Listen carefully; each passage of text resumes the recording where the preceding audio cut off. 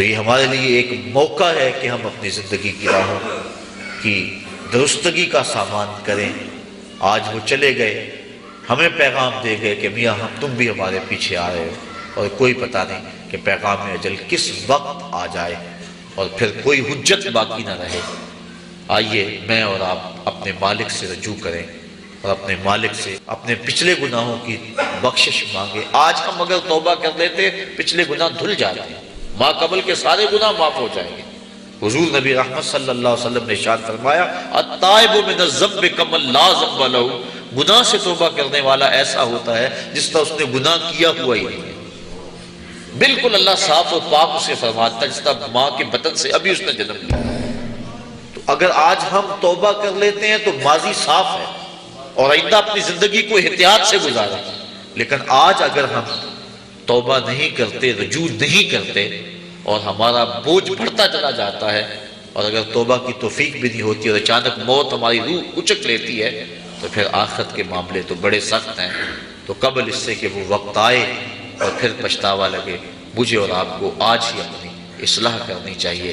اللہ تعالیٰ جل شانہ مرحوم کو کروٹ کروٹ اپنے جوار رحمت میں جگہ نصیب فرمائے اور پسماندگان کو صبر کی لازوال دولت عطا فرمائے، چونکہ مشکل کے موقع پہ صبر ہی اجر کا باعث بنتا ہے۔ اللہ کے محبوب صلی اللہ علیہ وآلہ وسلم نے صبر کی تلقین فرمائی جب ایک خاتون راستے میں حضور نے دیکھا کہ وہ رو رہی ہے، اصبری یا امۃ اللہ، اے اللہ کی لونڈی صبر کرو، کیونکہ اگر انسان صبر نہیں کرے گا تو کیا کر لے گا؟ جانے والے تو واپس نہیں آئیں گے، وہ تو چلے گئے۔ اب ہم نے ان سے عبرت حاصل کرنی ہے اور ایسا انداز اختیار نہیں کرنا جس سے بے صبری کا اظہار ہو۔ یہ بات ذہن میں رکھیں کہ مرنے والوں کے جانے کا دکھ سینے میں موجود ہوتا ہے۔ غم کے اظہار کے دنیا پر 4 طریقے ہیں۔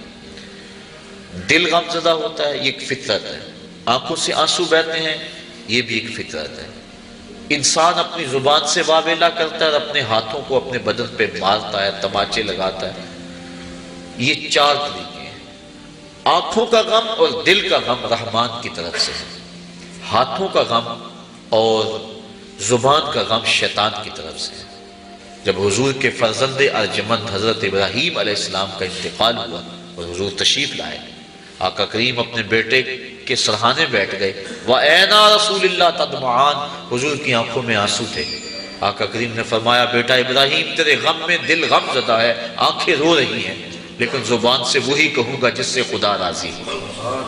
اور فرمایا لیسا منا من ضرب الخدود وشق الجیوب ودعا بدعوی الجاہلیہ، جس نے اپنا گریبان نوچا اور اپنے منہ پہ تماچے مارے اور جہلوں جیسی باتیں کی، فرمایا ہمارے ساتھ اس کا کوئی تعلق نہیں۔ تو دل کا غم یا کبھی آنکھوں سے آنسو بہہ جائیں تو اس پر شریعت میں مواخذہ نہیں ہے، بلکہ یہ شفقت کی وجہ سے ہے۔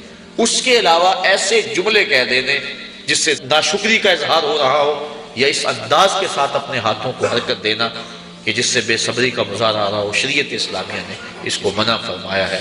تو صبر پر اللہ تعالیٰ اجر لکھا ہے، اور انسان جب کسی دکھ پہ صبر کرتا ہے اللہ اس کے بدلے اس کو آخرت میں اجر دیتا ہے۔ ظاہر ہے کہ بچے چھوٹے چھوٹے رہ گئے اور یہ ان کی زندگی باپ کے بغیر انتہائی دکھوں والی زندگی ہے، لیکن اس پہ اگر یہ صبر کریں گے تو اللہ تعالیٰ اس کا صلہ آخرت کے اندر عطا فرمائے گا۔ اللہ کے محبوب صلی اللہ علیہ وسلم کی خدمت میں خاتون حاضر ہوئی، عرض کی حضور میں مرگی کے دوروں میں مبتلا ہوں اور گر پڑتی ہوں جس سے میرا سطر بھی کھل جاتا ہے، تو آپ میرے لیے دعا کریں کہ میری یہ بیماری ٹھیک ہو جائے۔ تو حضور علیہ السلام نے ارشاد فرمایا کہ اگر تو کہے تو میں دعا کر دیتا ہوں، اور اگر تو صبر کرے تو تجھے جنت کا وعدہ دیتا ہوں۔ اس نے عرض کی حضور میں صبر کر لوں گی۔ جنت کے وعدے کو اس نے ترجیح دی۔ مجھے کریم رب سے کس نے غافل کر دیا ہے؟ الذی خلقک فسواک فعدلک فی ای صورت ما شاء رکبک، جس رب نے تجھے پیدا کیا، تیرے اعضاء کو توازن دیا، تجھے حسن دیا، تجھے جوانی بخشی، تجھے گوناگوں نعمتوں سے نوازا، تجھے سلیقہ دیا، تجھے چلنے کا طریقہ دیا، تجھے حواس خمسہ سے نوازا، تجھے بہتریاں اور بھلائیاں نصیب کی، اور اس مالک کا در چھوڑ کر تو کہاں بھاگ رہا ہے؟ ما غرک بربک الکریم، بتا وہ کون سی چیز ہے جس نے تجھے رب سے مغرور کر دیا ہے؟ دولت وہ 4 دن کی کہانی ہے، حسن ڈھل جانے والا ہے، دولت ختم ہو جانے والی ہے، جوانی وہ آج ہے کل نہیں ہوگی، تو کس چیز نے تجھے مغرور کر دیا؟ مالک کے حضور ہم نے اپنی محبتوں اور اپنی الفتوں کا خراج پیش کرنا ہے، اور اس کی عبادت سے، اس کے ذکر و فکر سے اپنے اندر کو تابیدگی دینی ہے۔ ایسا نہ ہو کہ ہماری زندگی ساری برباد ہو جائے اور پھر بعد میں ڈاڈا پچھتاوا ہو۔ یہ مرنے والے ہمارے لیے سامان عبرت ہیں۔